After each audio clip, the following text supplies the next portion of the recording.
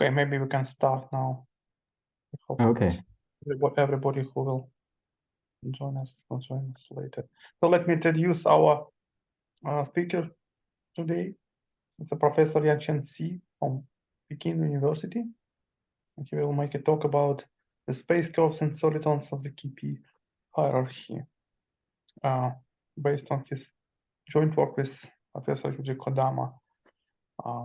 It's very interesting thing, at least for me. You're welcome. Okay, thank you for your invitation, and also thank all of you to come to this talk. So I'm going to this is a joint work with Yuji Kodama, and it's actually all the work. It appeared like about 2 years ago, or 2 or 3 years ago. So like always, my talk will be divided into 3 parts. So the first part, I will talk about some background. So prepare some preliminary knowledge. And the second part, I will talk about like their problem that we care about and their strategy we attack this problem. And the third part, I will talk about some main result that we obtained. Okay. So their main concern is their KP hierarchy. I think most of you may know this. So it's this nonlinear equation. Here, like if you just let T1 equals X, T2 equals Y, and T3 equals T, and then this is exactly their classical KP equation. So this equation actually enjoys remarkable properties because it admits infinite number of symmetries, which means there are a system of nonlinear equations actually commuting. So with this one, so we denote their commuting flow by their time variable T. So so that means like all these things depends on T1, T2, T3, and we let them to be like the data to be infinite in many. So this is quite formal, and their whole hierarchy we'll call it like KP hierarchy, and KP equation is just the first equation of this hierarchy, and so in some sense this hierarchy is regarded as universal. For example, like in the sense that many other integral systems can be obtained as a constrained sub hierarchy of this one. For example, if we just let U to be independent of T2, that means this derivative goes away. Okay, so if U doesn't depend on T2, and then this goes away, and we can integrate this once, ignoring the integration constants. So this part gives us their classical KdV. Okay, so that means KdV, we can obtain KdV hierarchy from KP hierarchy quite easily if their solution of KP doesn't depend on their even time variables. If it doesn't depend on T2, T4, T6, then it's then we call it a KdV hierarchy. And so etc. If it doesn't depend on T3, T6, T9, then we call it a Boussinesq. So we will see some examples later. And according to their theory of Sartre, so this system has a tau function. So it looks like this. So as you can see that tau function is nothing but just a change of dependent variables. Originally, our dependent variable is u of t, and we introduce a tau function, and then this related with u by just you take their log of tau and then take their first derivative twice. Take the derivative with respect to the first variable t1 twice, and then you multiply by 2. Then it's a solution of KP. Okay, so this is simple. But as you observe, this change of a dependent variable means nothing if we don't know anything about tau function. Okay, so then the next theorem actually tells us what's exactly this tau function. So to state that, I will just I wanted to introduce some notations. First, what's this tau? So this short polynomial.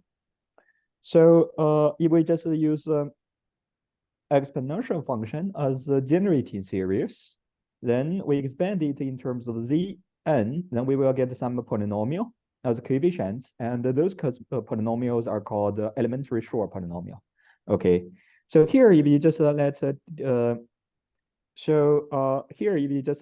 Ti equals so x1 to the i's plus x2 to the i's plus as many variable as you want, and then you just over I, and then you replace Ti by this guy into that expression. Actually, this will give you exactly a completely homogeneous polynomial. That's a classical symmetrical polynomial. Okay, from here, if you just use T as variable, this is of course not symmetric.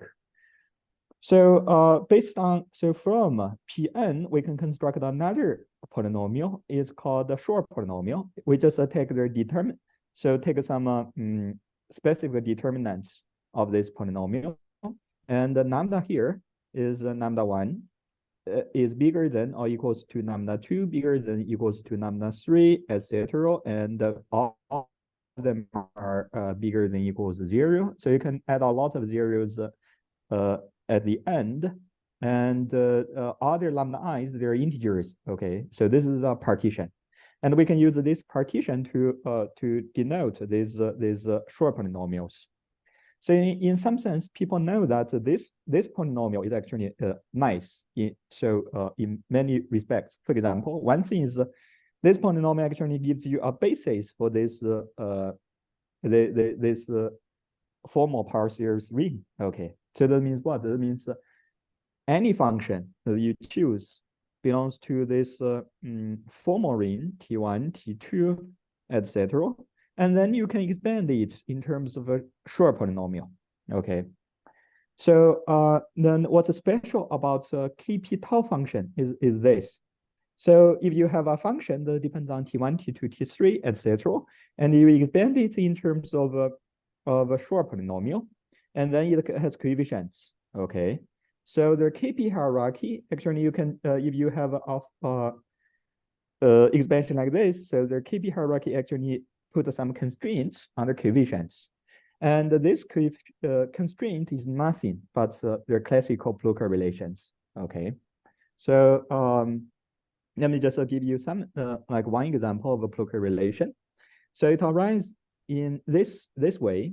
Okay. So if you have if we consider two planes in 4 space, 2 planes in C4, for example, and how we express these 2 planes in C4, we just use 2x4 matrices. Okay, so it's A11, A12, A13, A14, and A21, A22, A23, A24.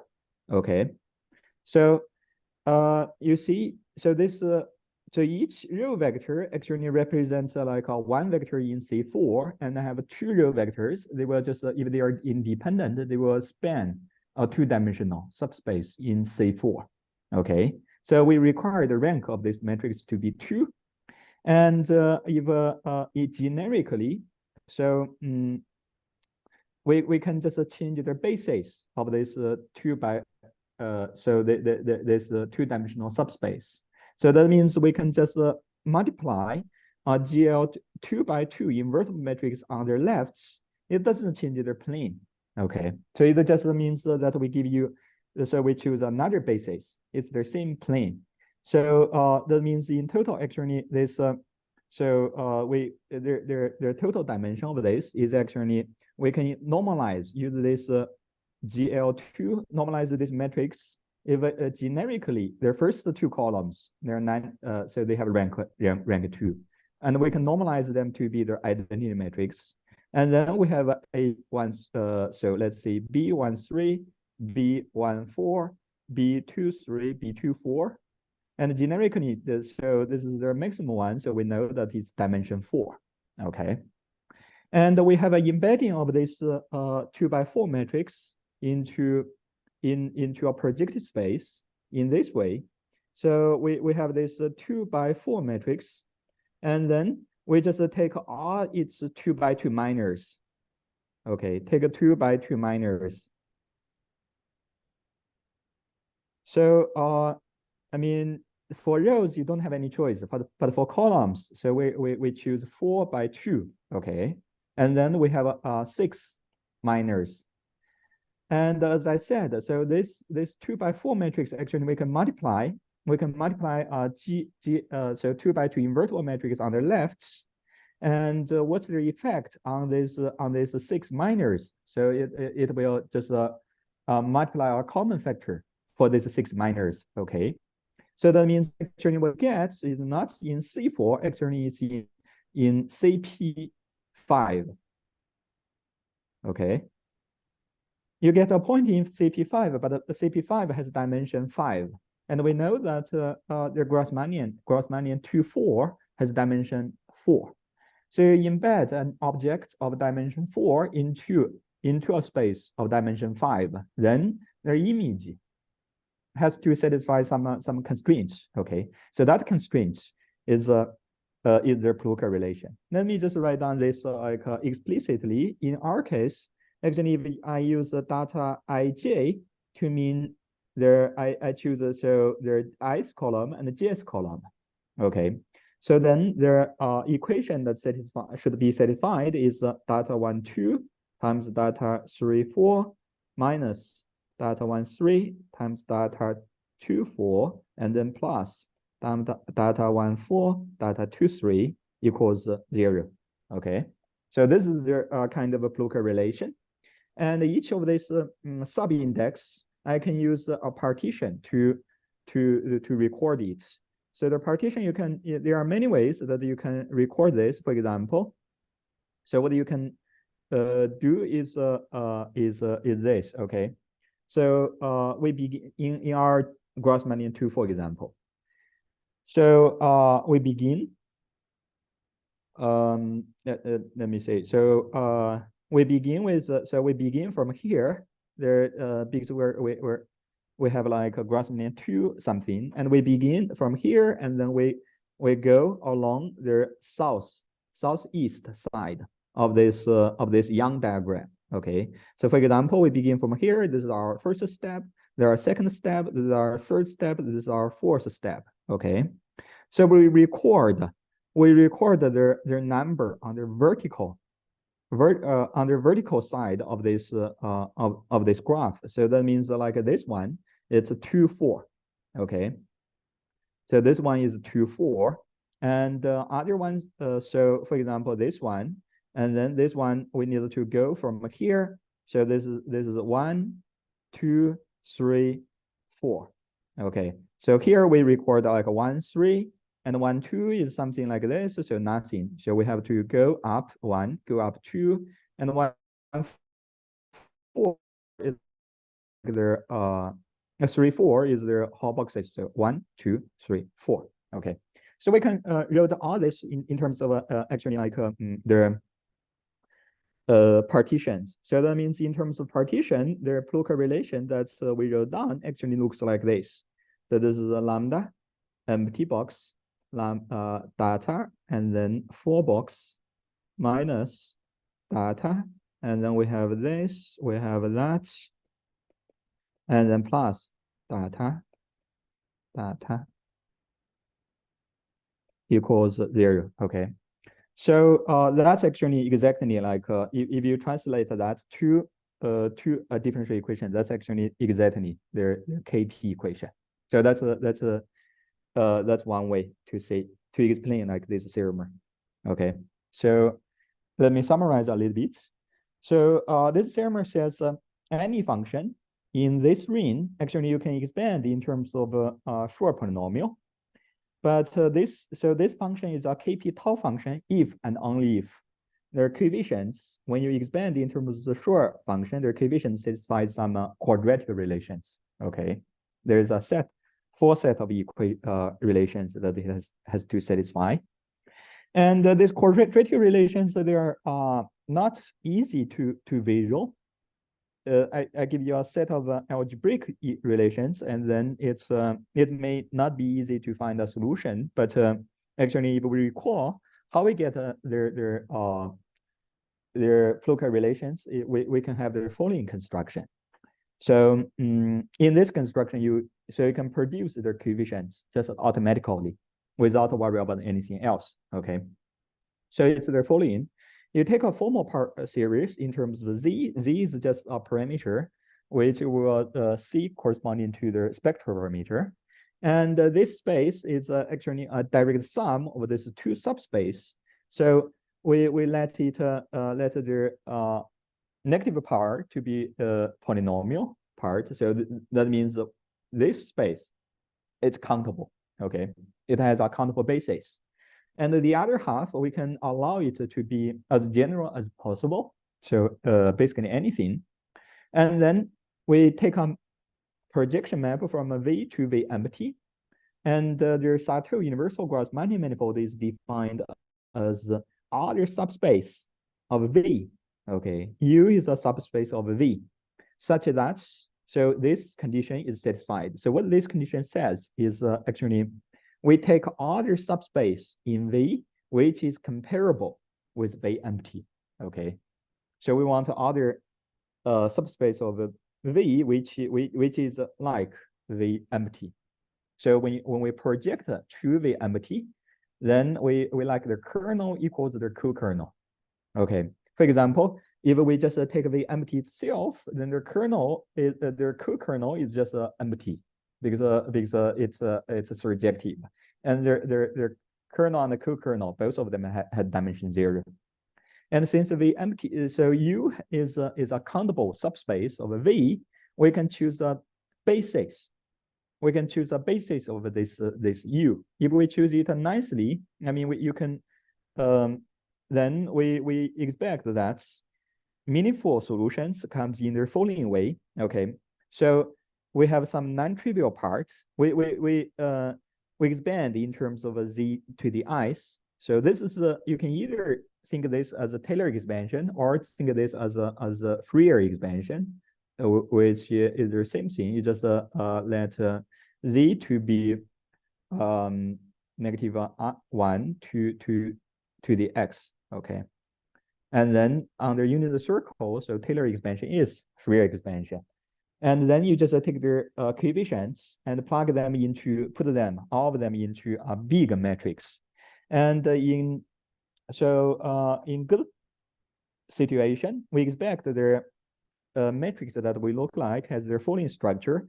So you have something non-trivial here, and this can be like other non-trivial since it's downstairs. But after some points, you will get some ones on the diagonal. Okay, then you don't need to worry about anything else here. So then,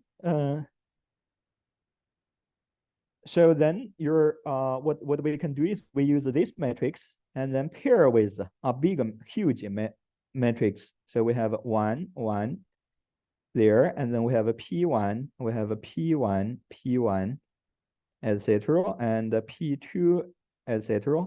And then you see, so this matrix that I want is actually n by z matrix. You can actually so go all the way on this side, n by z matrix, and this is a z by n matrix. And then we take the determinants of this of the product of these two whenever it makes sense. Okay, whenever it makes sense.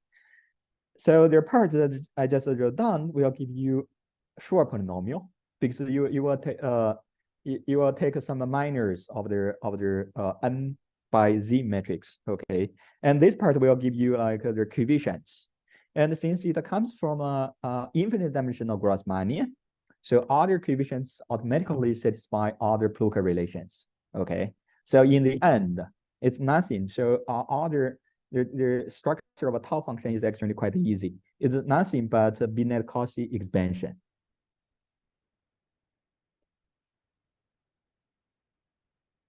Okay, of the product of the two matrices. But that's too large.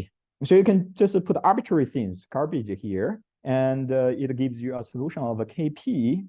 So it's too large, so large that it's useless, that we couldn't do anything with it.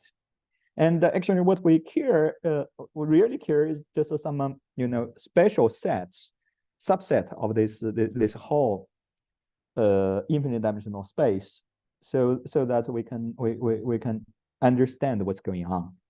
So there's another construction of their KP tau function. It says the following. So if you just take functions of fi of t, which satisfies their heat hierarchy. So this is their when n equals 2. So this is their heat equation, and so you see a pattern. Other hierarchies are named after their first.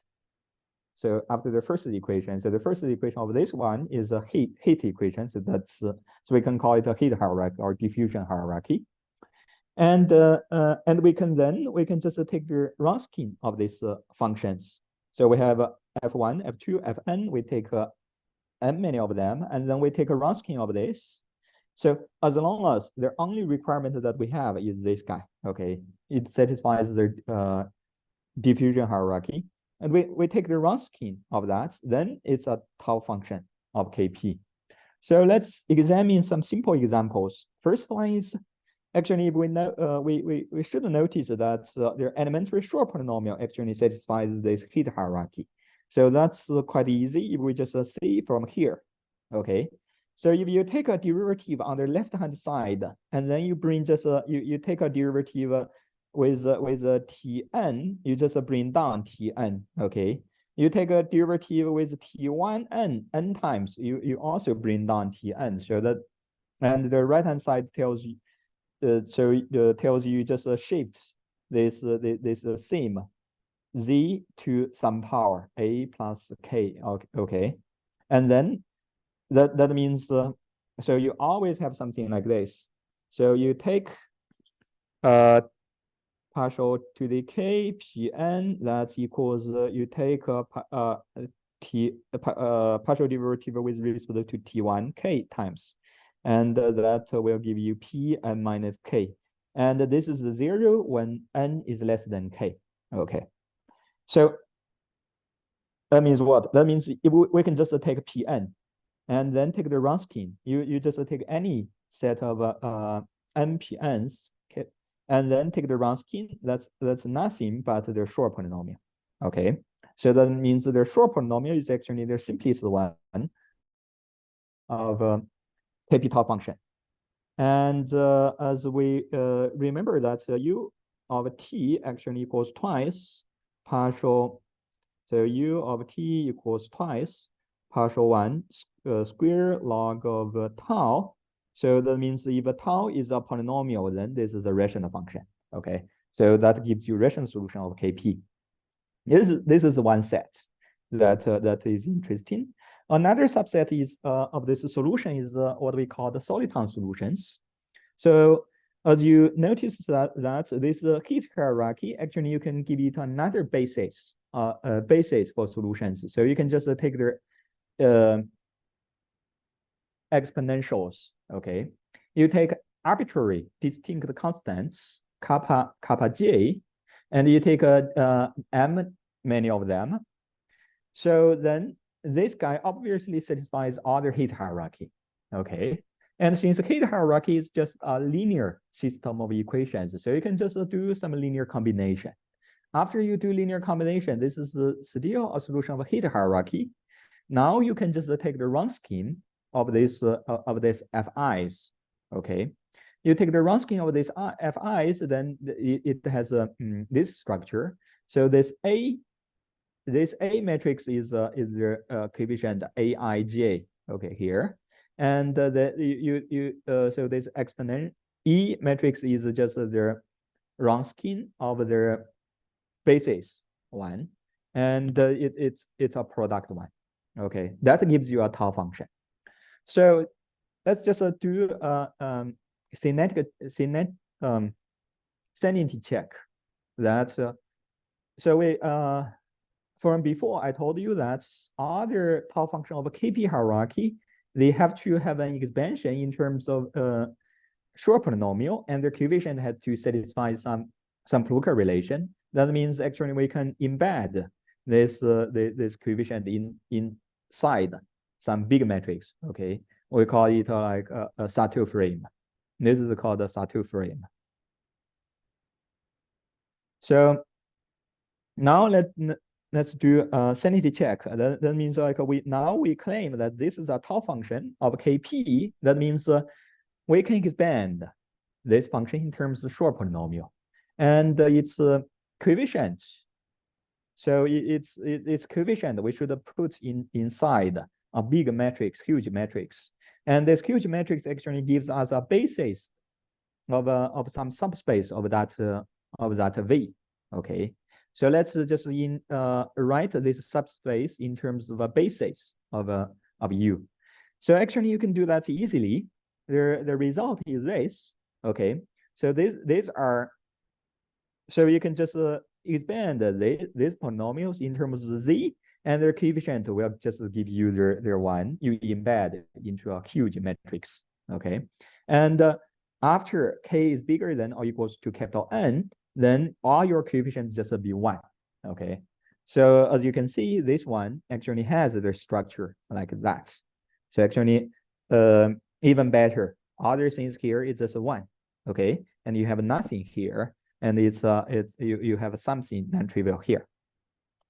Okay, that's the two subset of solutions that we care about. Now let me just introduce another subset, which is called the quasi-periodic solutions. Okay, as a creature will construct their quasi-periodic solutions of Kp in terms of Riemann zeta functions. So what we need to know is just something like this. So this is the Riemann zeta function, and D is the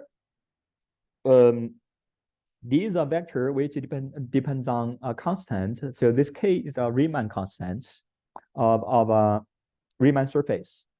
And the C and also these omega i's are actually obtained from their second abelian differential.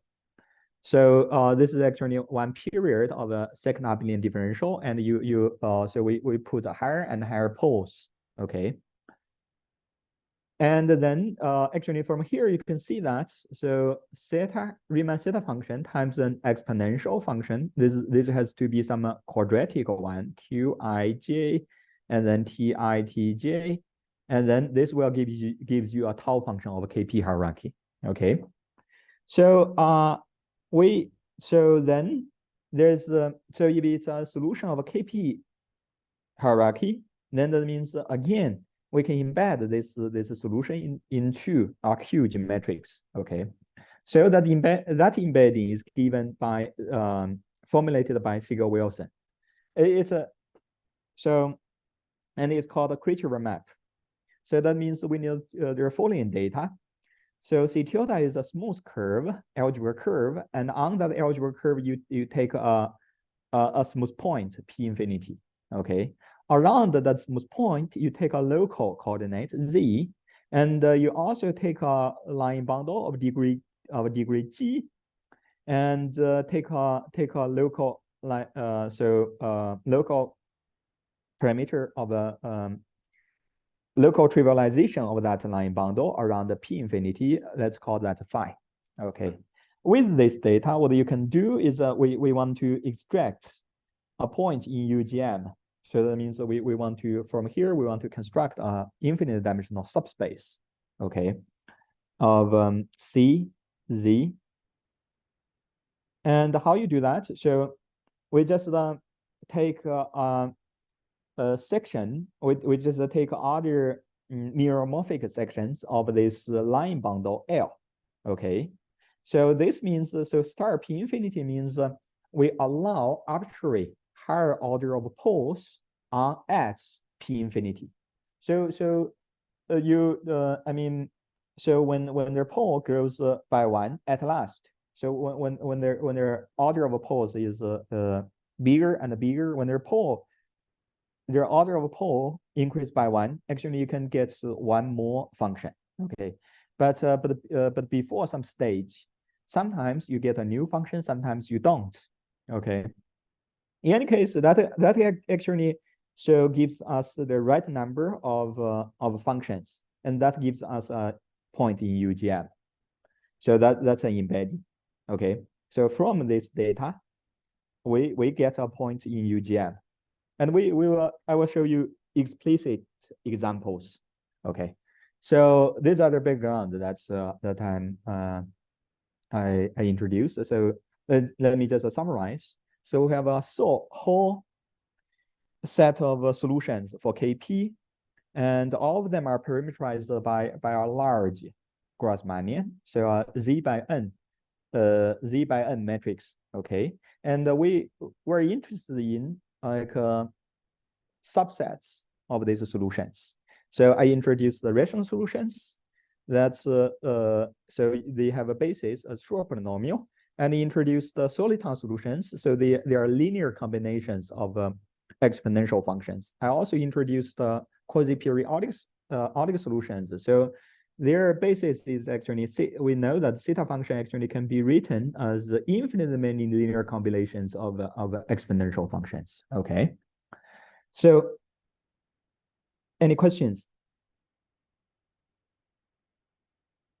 Okay, now let me, okay. I think I have no questions because I know this very well. What's about students, maybe, so they're free to ask. So you should know this very well, right? Right.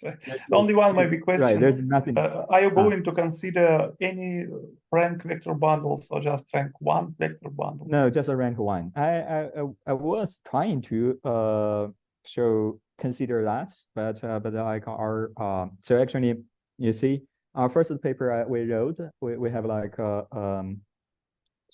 space curves and blah blah blah and one. So that they are supposed to be like there are and two, what? three, something like that. Sorry, could you repeat? I didn't hear. You have a curve and what? Blah blah blah. What? So their paper that I joined with Yuji. So it's actually in their title is something one. So they are supposed to be like 2, 3, 4, and then we aimed to do that, but then you know, the pandemic and other things. So our first paper also like you know, it's it contains, I will explain some good results you will see, but its life is miserable. So okay. So then 2 and 3 we hesitated. So now let me explain what's their problem that we actually concerned with. Okay, so I mean there are 3 sets of solutions that I told you are not unrelated. So let me just show you one example. As I said, like KTV is a sub hierarchy of KP. So this is their equation that we saw, and you can write down the solution of this equation. So we can actually find the one.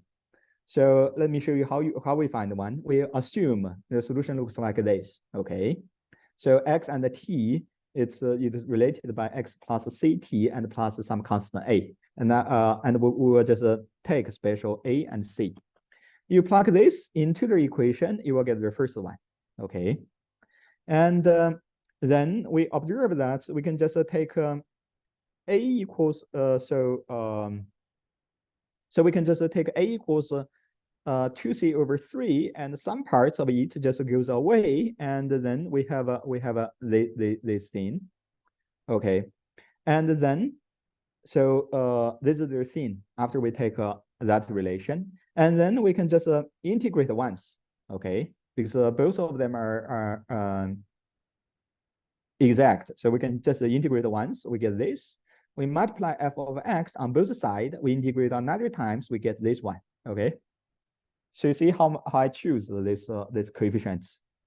Then you will notice that this is nothing but their stress p function, their normal form actually. So x to the 4 minus g2x minus g3. So that means we can just choose where stress p function as this f. Okay, and if we do that, then we have this guy. And we know with p function, normally we draw a real picture like something like this. Okay, and it has three roots, E1, E2, E3. Actually, I forgot their order. Maybe this is E1, this is E2, this is E3. Okay, so the second step I reform. So this is an elliptic function. I wrote it in terms of another elliptic function. So this is Jacobi elliptic function. So you see that analog. So there's symbol of this, and that's actually if you just take a limit, you let E2 approaches to E3, then that degenerates to this. Okay, so this is a quasi-periodic solution. And that's the second one is a soliton solution, because this is a exponential function, involves exponential function, and then you take another limit. You let c goes to 0. It degenerates further to a rational solution, okay, of a KdV. So that means we expect that there is some these are related by degenerations of these solutions. And actually for KdV, it's related with the hyperelliptic curve. And this degeneration actually it's exactly performed in 1970s by several people. So they calculate their theta function and then degenerate their Riemann surface and see explicitly their degeneration. Okay, but outside of KdV, actually we don't know much. So then this is our problem. So the problem is we have a full set of soliton solutions. I just show you one way to construct like all these soliton solutions in terms of this Grassmannian, okay, finite dimensional Grassmannian. We choose exponential functions as basis. So the question is like, are all of them just are degenerations of quasi-periodic ones? Because we didn't see explicitly their construction, so we don't know. And or equivalently, so can we just give any soliton solutions an algebra curve associated with it? Of course, like this algebra curve, we expect it to be the singular. Okay, so the answer is we still don't know, and but we can recover some of them. So their strategy is as follows. As I showed you, there are soliton solutions which is here, and we can embed it into the subtle Grassmannian UGM. And I also told you how if we have a smooth curve, so then there's a Kirchhoff map gamma that we can embed it into universal Grassmannian. Okay, so the question we want is this line. We want to go from a soliton solution to a curve which is singular. Okay, for singular curve, we don't have a Kirchhoff map, Kirchhoff construction, but we expect that their singular curves are at their boundary of their smooth curves. Okay, so that means if we have some singular curve, we want to know whether it's related with their soliton solutions. What we can do is we deform it into a smooth curve. Okay, and for this smooth curve, we have their Kirchhoff map to go here, and then we degenerate this smooth curve to their singular one. We see whether their point in UGM actually degenerate back to there. Okay, so this is our strategy.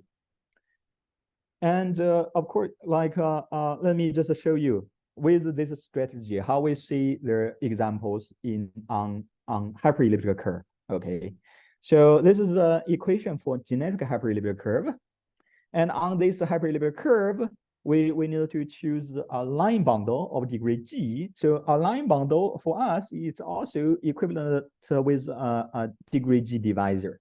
Okay, so we just take a degree g divisor. That means we just take a g points on this curve, and since it satisfies this equation, so there are g points, we can write it in this way. Okay, and then we need to cook up a point in the universal Grassmannian, as I said before. So how do you do that? We need to take other functions on this curve and their point p infinity. So P infinity, we take just the infinity. Okay. For hyperlinear curve with odd degree, we just have one infinity point. And then we take other meromorphic sections of this line bundle, which so we allow arbitrary order of poles at infinity. Okay, so this is their line bundle, which is equivalent with a divisor, degree G divisor. And we know that we have some candidates. So X is a meromorphic function, which just has poles at infinity. Y is also a meromorphic function on this curve, which has only infinity as poles. So all their products gives us a subset. And since we have the freedom from a D, so this is a divisor. That means we can just take some function. We allow to put simple poles at each of these points, and we also have a poles at infinity. Okay, so we can actually cook up some functions with poles at these points only. And these functions are just this hi tilde z. Okay, so you can see that from the denominator, this function has poles at ci square. So that means you can either take ci or minus ci. But on the numerator, we actually make up a function which cancel the pole at minus ci. Okay. So we just have poles at pi.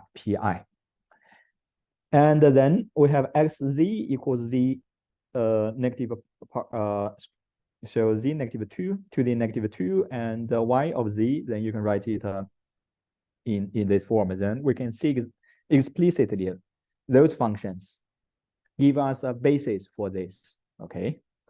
And then how do we do the degeneration? This is a smooth curve. So from this smooth curve, use a Kirchhoff map, we embed it into the universal Grassmannian. Okay, and then we degenerate this curve.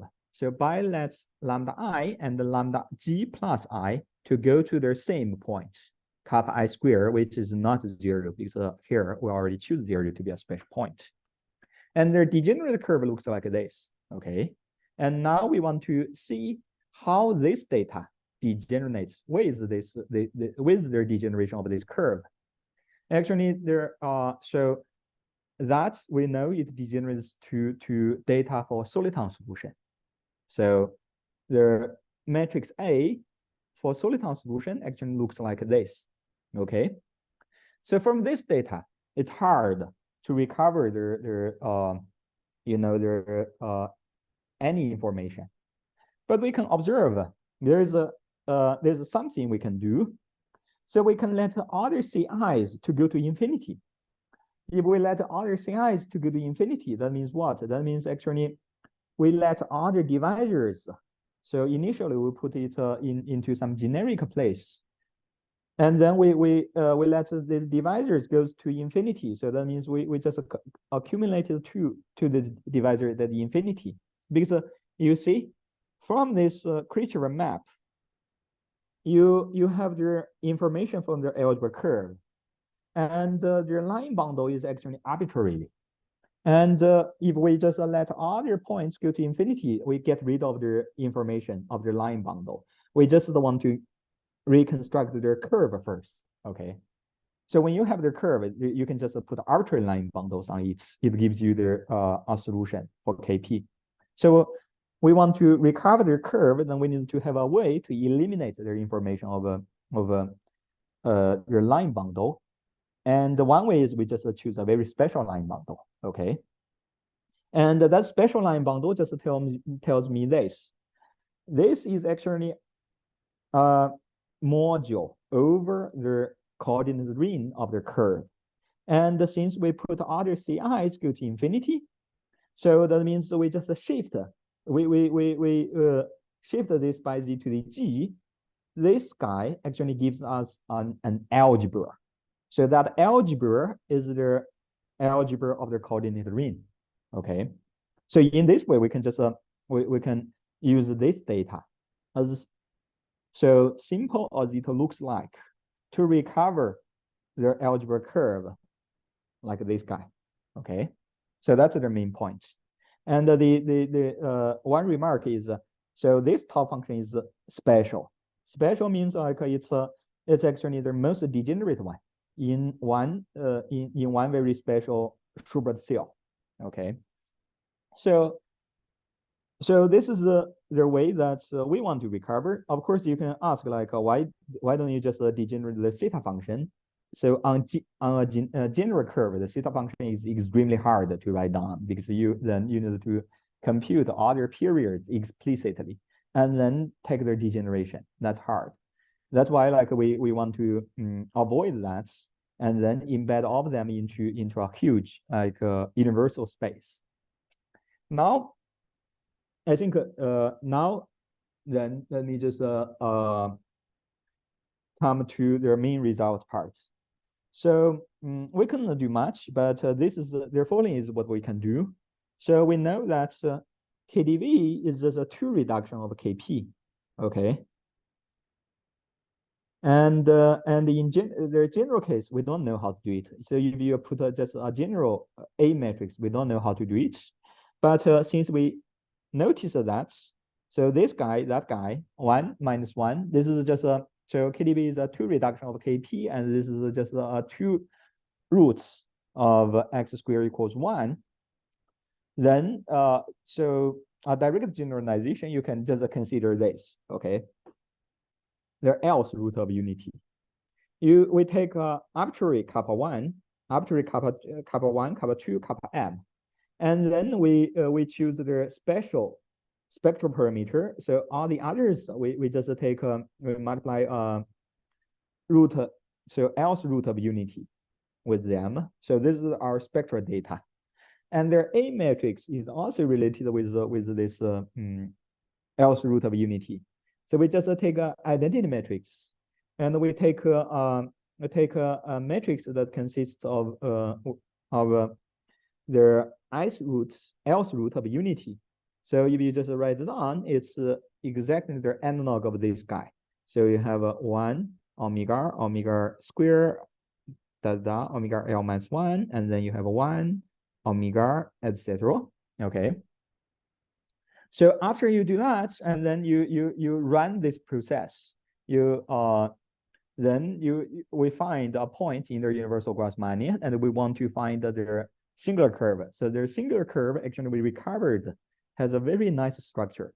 So it's defined by other 2 by 2 minors of this 2 by L matrix. Okay. So as you can see that here, our coordinate is x, y1, y2, and yl minus 1. So this is the point, not in CP, not in CP2, not in CP, let me see. So this is not a plane curve. This is not in C2. Actually, this is a curve like in CL. Okay. This is a curve in CL. And it has to satisfy their following equations. So you just take other 2 by 2 minors, their first column and second column, first column and third column. And after you take other 2 by 2 minors, you will check that this still defines a curve, algebra curve, okay? And what's f here? F is just x minus kappa I to the L, and g equals x times f of x, okay? And so of course, when L equals to 2, you should go back, right? So when L equals to 2, then you just have y1, and then you just have f, you just have y1 here, and f here, y1 here, and g here. So g is equals x times f, okay? So there only one equation that you have is y1 squared, so that's y squared equals x times f squared. And that's exactly this degenerate curve, okay? So indeed, in their special case, we recover that. But their non-trivial thing here is, I think this is the first time that we relate with, Kp hierarchy with actually curve that you couldn't define on their plane. It's actually a space curve. You need to go to higher dimension of projective space. And their point is this. So this curve is actually singular. And its singularity is what's called like L top point singularity. And this singularity, you couldn't just put it on their plane, okay, on C2. So I can draw a picture. So for example, L equals 3. Of course, L equals 2, there's nothing special because everything matches. But when L equals 3, then their singularity looks like this. So just look at their 3 axes in C3. So you have x-axis, y-axis, z-axis. And that's their kind of singularity that you will have. So you have 3 pieces, and they intersect at a point, but go to 3 directions.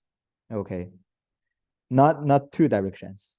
And what's special about this one? So when you deform this singularity into smooth ones, when you do this, you will go, for example, then you will just deform this vertical one to some direction, and then it will just intersect with this one, and this one intersect with that. You will see that there are only 2 intersection points after you deform it a little bit. Okay, but for plane singularity, you have 3 curves. Okay, they intersect at 1 point, and you deform one of them into a little bit. What you will get is 1, 2, 3. You will get 3 intersection points. Okay, and their singularity here is different from their plane one. So that's why you couldn't just put this curve on their plane. And the other things we can just label this so singular algebra curve by a numerical semigroup. So you can just let a numerical semigroup to be L and L plus 1, ML plus 2, M plus 1 times L minus 1. So, and then you use this number to generate a semigroup, and that semigroup tells you, so the function that you cooked up, their order of singularity at infinity. And actually that gives you a lot of information already for the curve.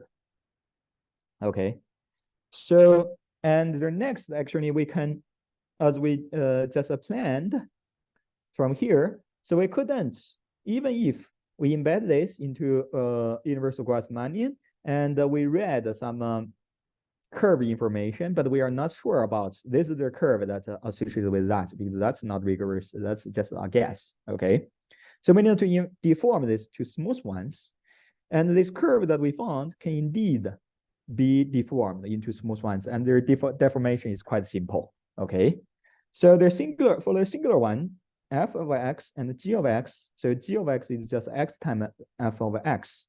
And to deform it to smooth ones, you let lambda j and lambda m plus j to be different. That's all. And then you will get a smooth curve. Okay. And on this smooth curve, you will have their quasi-periodic solutions. And this actually produce you their quasi-periodic solutions for Gelfand decay. Okay. I think people talked a lot about the Gelfand decay hierarchy, and then you can cook up like quasi-periodic solutions of Gelfand decay. But there are things like you see for Boussinesq, there are 3 reduction. People always consider curves like this. So 1 y to the 3rd equals x to the 4th. So this is the analog of a hyperequilibrium curve. Okay, you have a lower order terms, and then generically, this curve, it has genus 3. Okay, but our curve, and the simplest one, you will have 3. So this semigroup will read 3, 4, 5. Okay, so this curve also gives you a solution of Boussinesq, but it has genus 2. So this is something new. Maybe at least I didn't see anyone consider that. And after we finished all this, actually, I brought both Yuji and me were quite happy. So we think we did something that already quite non-trivial. And then Yuji asked me a question, says, okay, so you see, if you really have something like this, then the question is that you see, there's a classical theory of Bhutan-Changdi. It says the following things. Okay. So if you have two differential operators, L1 and L2, and when do they commute with each other? So this is the question that asked by Bhutan and Changdi. So when they commute, okay, their commutators is 0. Okay. So their theory says, so this happens if and only if there's a polynomial P, so of L1 and L2 it equals 0. Okay. And then you just ask yeah, a little bit this question is a little bit subtle. So in one way it's a Birchall-Chow dilemma, but in another way the story is much more difficult. It appears to be much more difficult. So in other direction, it's true only if P has very special form, namely showed by Birchall and Chaundi. Right. But in general, this question appears to be much more difficult. Okay. Okay. Just a Thank you. remark. Right. Thank you for the remark. And then in any case, so he asked the following question: can we just verify this our theory from their point of view of differential operators and our expectations? Okay. So you as you know that with actually Bhutan-Changdi, that's as an abstract theory may be fine, but not many examples. Okay. Because when you calculate the commutator of an operator of L2, L3, I think with 1 week or one if you are really diligent 1 day, or if you just not that motivated, maybe 1 week, you can always find their so when they commute and their equation they satisfy. Okay. But when L equals 2, L1 equals 2, so the first one is second order, and the second one is fifth order. That takes a lot of energy already. And the only other case that I know of, maybe in 1990s, someone considered an operator with order 3 and another operator with L4. That's already, I think, extreme. So beyond that, I actually didn't see. So our expectation is, okay, now we have this simplest example. Maybe we can just try L3, L4, L5. And if we can achieve that, then we're happy. Then this paper will have a happy ending. But it turns out that at last we got quite lucky. In general, we can construct L operators. So this L is the same one that we do reduction. We can, from the soliton solutions, we can construct L operators, and we can verify all of them commute with each other, and also their eigenvalues. So the eigenvalues of these operators, they satisfy exactly the equation that we obtained before. So I'm not going to be able to tell you how we find this this operator. It's just like 1 day you wake up and then you you got lucky, and then their operator that we could why why yeah. So this is a long story. I calculated like you see there's simplest thing L2 L3 that I want to recover. Actually I used more than 1 week. I couldn't recover the known results. And the second week, I was so depressed that I tell Yuji this can never be done, because even if I recovered L2 and L3, and then there are a whole lot of other things that we need to do calculation. And then he suggests me, why don't you just use computer to help you to do their calculation. My feeling is, you see, like if I do this by hand, I have a feeling. But with a computer, I don't have any feeling. So Yes. at first, so I refused that. And then the third week, I begin to learn, okay, maybe I should learn how to program. And the second week, actually, I developed some new system of notations. So the third week, I use a computer to help me, and it's hopeless. Because every time you just do some calculation, it gives you like 2 pages or 3 pages result. You couldn't get anything. Okay. So then the fourth week, I begin to realize something like this. Okay. So if you ask a computer to do something, it can give you like a lot of results, but it couldn't simplify and you couldn't find anything. And the reason is like you didn't tell computer what you know. You just asked a question like for him. You should tell him like other information you know. So other information like what kind of information we know. So computer can do some computations, but the result you may not understand. So what the computer can understand is something like this. Okay. You give a conjecture formula to him, and you asked him whether this so if the conjecture is correct, then whether the result is 0. So if you ask the computer to check whether something is 0, that's easy for him, and it just takes like less than 1 second. It will tell you like whether something is 0. So I cooked up lower rank examples, and then I find out, okay, so if you just take a B alpha, it doesn't work. You have to add some lower order terms. So the question is, what's the coefficients of these lower order terms you should add, and then make them commute. Okay, that's the lucky part. And one day that I tried, I thought, okay, maybe we should try something like this, and then we have 2 operators, and then I put it into their computer. It's 0. It gives me a 0. Wow, that's so that's the great part. So just by lucky. So sometimes when you do research, you need the luckiness, and then I can just give you like L different operators. You can check that the commute. And then you can check that actually their spectra satisfies their equation that we got before. We can prove that like prove their exact result. So then we get quite a non-trivial family of this. So in some sense, we extended like Bouton-Chandes theory to not just 2 operators commute with each other. We have L operators, so we commute with each other, and they satisfy some non-trivial equations. And a special case is when L equals to 2, it gets to the classical one for KDV hierarchy. Okay.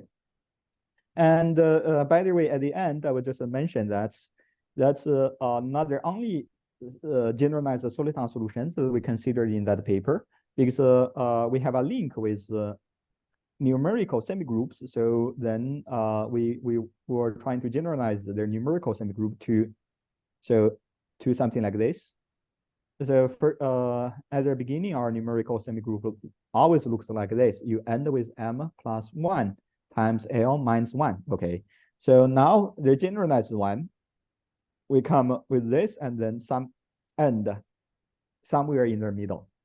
And that's not soliton solutions anymore. It's actually exponential functions coupled with some polynomials. And we can find that point in the universal Grassmannian, but actually we don't know much about it. For example, we don't know how to deform that singular algebra curve to smooth ones. And we don't know, so this operator theory is not complete either. But it seems that's life. There's something that we still don't know how to do it. Then we don't know how to do it. And as Professor Zakharov also mentioned, so there are rank 2 cases or rank 3. So if you have a vector bundle instead of a line bundle, that part of a story that I spent a lot of time, but still we don't have a good story yet. Okay. So I think my talk will just end here. Okay, thank you. Yeah, thank you very much. Oh yeah, well, another yeah. another comment maybe. So I think last semester, so Professor George Shabat give a talk about like this this operator algebra curves in space. Actually, like when we write our paper, we didn't realize that he has some relevant work. So actually, the first time I realized that is actually from this seminar. And we were happy that in 1980s already there are people care about something like this. And so here you can view this as a concrete example of the theory there. Like we actually have like families of examples. Okay. Yeah. Okay. Mm. So, well, I saw many works by Nakayashiki and other guys. Yes. Also, maybe these are some pupils of Professor Kadama. No, not Nakayashiki, but I mean other Japanese mathematicians who constructed certain degenerations or solitons solutions as degenerations of quasi-periodic solutions using some tropical limits, etc. Can you comment all these solutions and how they relate to your?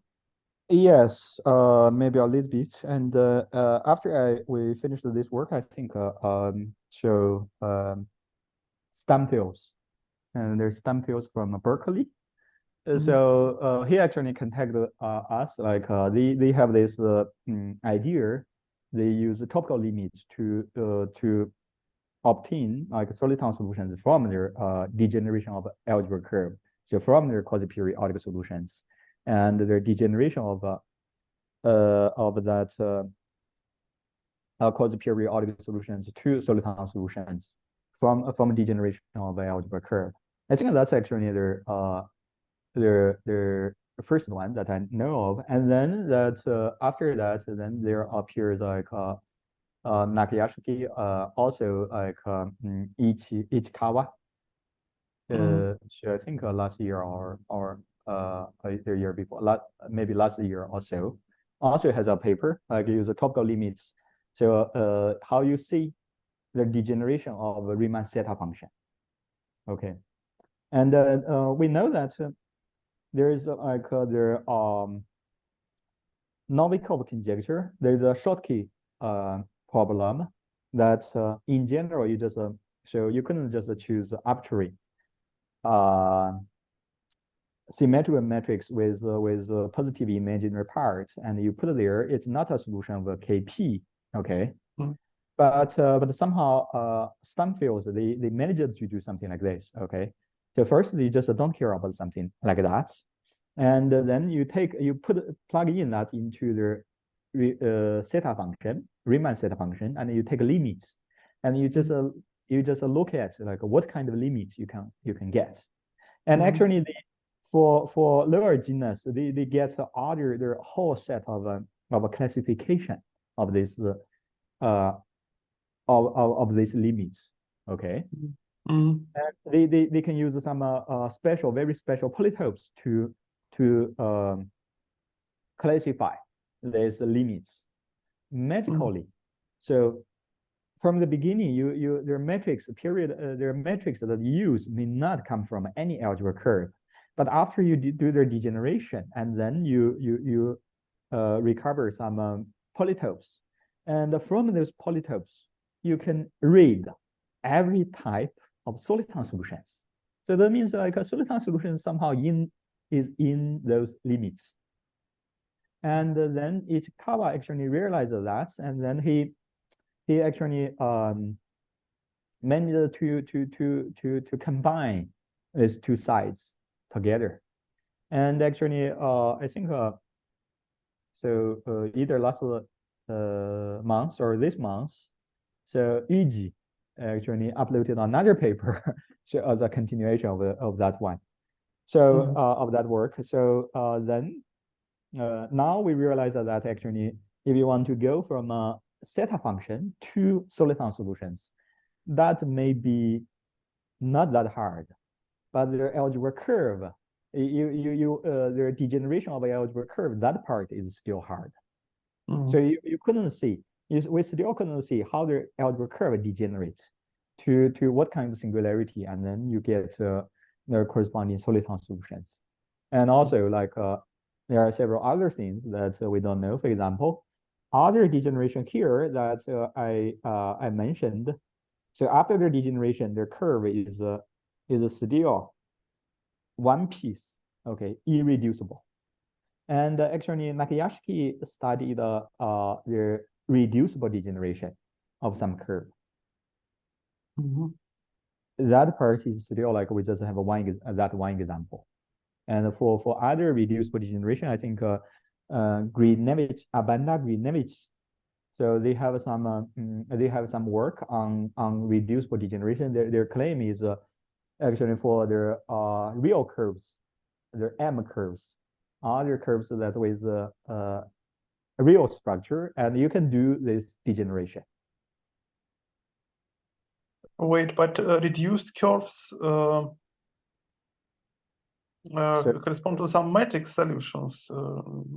Yeah, so you have several pieces, and then they have some intersections, and then they will give you some soliton solutions. But from our point of view, so their degeneration is from this Baker Arcadia. But from our point of view, from the UGM, this is still not clear. Well, I just don't understand how you can get reducible curves. Because for example, if you have so this is one type of hyperelliptical curve, okay? Yeah. And the degree on the right hand side is odd. So after your degeneration, you always degenerate in pairs. And there's another type of hyperelliptical curve that you can write. So this is not really algebra geometry. It depends on how you parameterize this curve.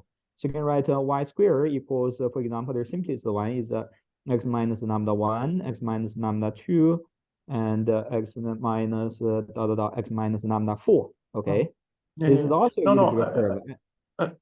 I want to formulate my question more precisely. I mean, if you construct certain solutions, say connected with a commuting ring of differential operators, then such curve can never be reduced because the ring is integral. But I understand you can get some reduced curve if you take the generations of some family. That is clear. So maybe this is a source of my confusion. I mean, because you talk about quintets, but in quintets, all quintets correspond to some rings of differential operators, and by that reason, the curves are irreducible. Right. I mean, if it's smooth, then there is no problem. But then when you move to the boundary, and so you mean you just yeah, I understand that you are now talking about just the generations of a curve in a family. Then of course you can get reducible curves. Right.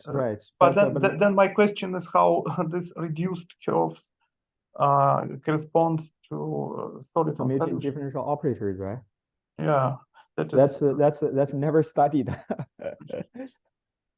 And second, as far as I know, that so I mean, I think this is somehow still like there are operators that we construct like it's. I mean, not many people notice. We think it's nice, but yeah, and it becomes like a singular family of examples. And also another question, which I also asked you last year. There are some curves, some Mumford's curves, and they are very singular that cannot be deformed into a smooth curve. Does anybody study this case? I don't know. And as I told you, we also have a family of examples from here. that cannot be smoothed. We at least we don't know how to smooth it. And yes, but it's a different question. Yeah. Maybe your examples are exactly of this list. Right, yeah. Right. And our conjecture is it cannot be smoothed. At least, for example, this one is in CPK. Okay. At least our conjecture is like it may not be smoothed in CPK. I mean, we don't know whether you just leave that restriction. You so smoothable as an in an abstract curve, maybe it can be smoothable, but in CPK, our feeling is you couldn't do that. I see. But somehow, when k equals 1, you see, then you go to another extreme, then it can be smoothable. So somehow something magic happens. So to summarize, just I want to specify again. So as far as I understood, now all low degree degenerations was already known, right? So I mean. So what do you mean low degree degenerations? No, well, you told before that several Japanese mathematicians studied the degenerations of curves, and for low genus, they obtained actually, all... I think so when they study this, they always come in family. So you don't study just one example, or for example, genus 2, genus 3. So actually, Nagayashiki, and I think Inosuke or any some other people. So they study like also, for example, like a y3 equals x2 something to a power, and then you degenerate. So you degenerate this, not degenerate like all of them at once. So each time you just pinch one hole. You just pinch this one and keep all the others. So then it becomes like solutions, quasi-periodic solutions coupled with the soliton solutions. But still, like so it doesn't depend on their. I think their genus is still can be as high as possible. So low genus doesn't help in this case, because for genus 2 or genus already, there are a lot of things like Riemann metrics or period integrals that we can. So you can write their abstract formulas, but it's not very helpful for calculation.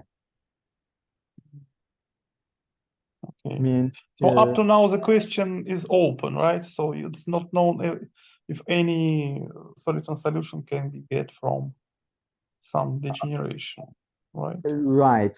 If you want to see like the degeneration of the curve explicitly, yeah. Okay. But if you just don't care about the algebra curve, just see analogy from theta function and the soliton solutions. Actually, that's somehow is more or less known now. Okay. Yeah.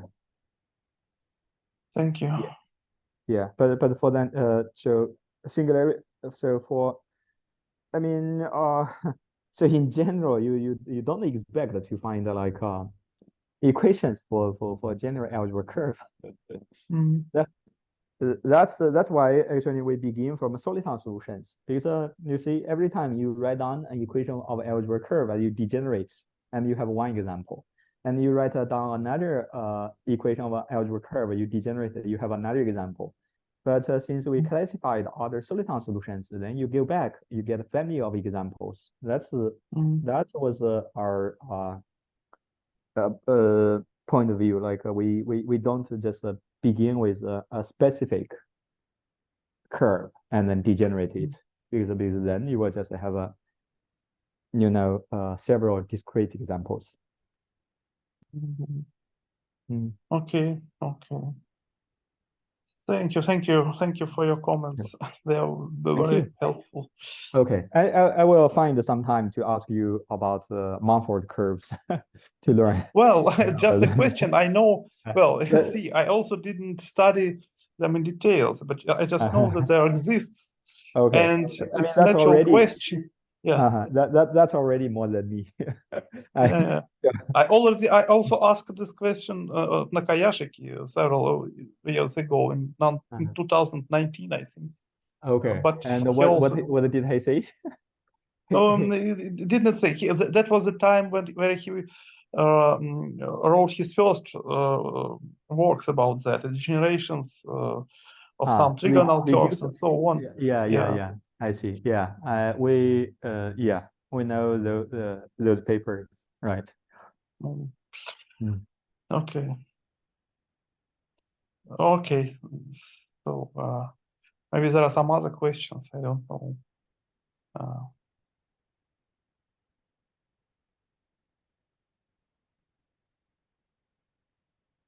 Not from me, definitely. Okay. Are you going to continue this activity, or you will busy mostly with this total systems? I mean, if there is a good chance, I would like to continue. For example, there are a lot of other things that, as I mentioned, there are a lot of other things that I want to know. One is like the reducible degeneration.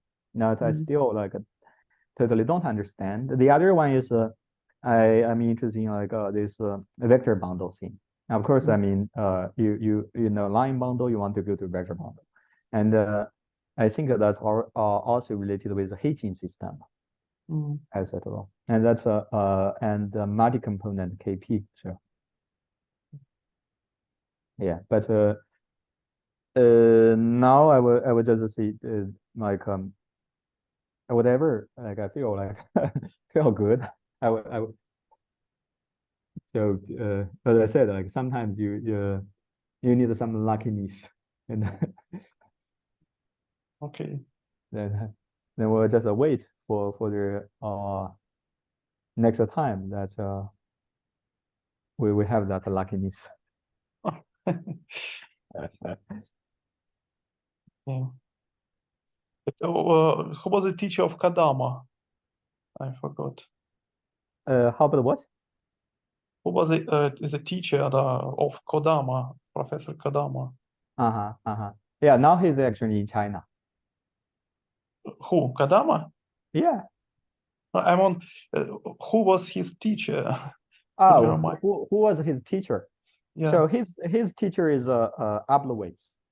Okay. So, Yeah. yeah. So I remember you told me, but I forgot. Yeah. Yeah, AK and S, and that's that A. Yeah. So and that's like his advisor like in US. And actually before that he got a PhD in physics in Japan. And I don't know who I don't know who is his advisor like in Japan. Yeah. I see. Yeah, but I thought perhaps he's also from the Sato school, but not. Not quite. Actually, he went to US and learned this stuff. Learned to get into integral system with Ablowitz, and then he found that okay, actually, like in Japan, there's like already a bigger group and a lot of theories. And he has the advantage that a lot of the manuscripts are actually in Japanese, not published in English or any other language. So I mean, then he also has his own problems like with you see his style is very different from Ablowitz actually.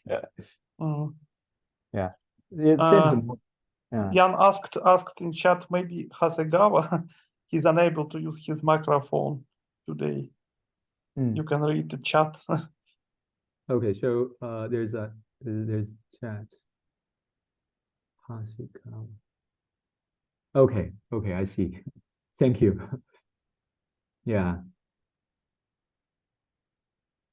Hasegawa. Actually, I don't know.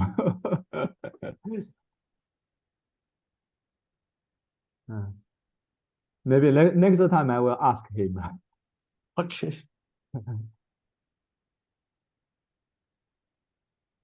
Yeah, if someone interested in to know.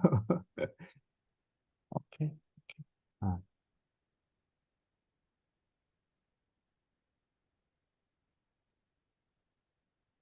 Yeah. Any other questions? No,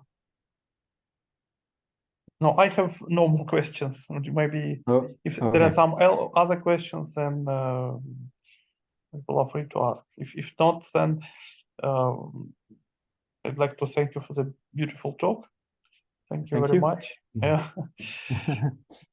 And then we can go to sleep today. I mean, those right. participants who are in China. Okay. Other participants are in China? No. So I mean, four of participants are in China, and other Okay. are in Moscow. Right. Okay. Even 5 participants from China, others from Moscow. Okay. Sorry, Then there was some comments I see by. you. Hello. 我看你时间是9点41，你是在美国吗？不是，就是所有的你做所有报告，然后那个时间都是9点41。但你下次可以去关注一下，看一下别人做报告的时候，然后上面显示的时间都，你没发现这个时间永远没变过吗？没有，我现在突然瞄到了。这个时间永远没变过，就是所有人，然后做报告，然后 iPad 上显示的时间都是这个周2，1月9号。我还没注意到过，这确实长知识了，长知识。行。Yeah. Okay. He's asking about the time on my iPad. Always like 9.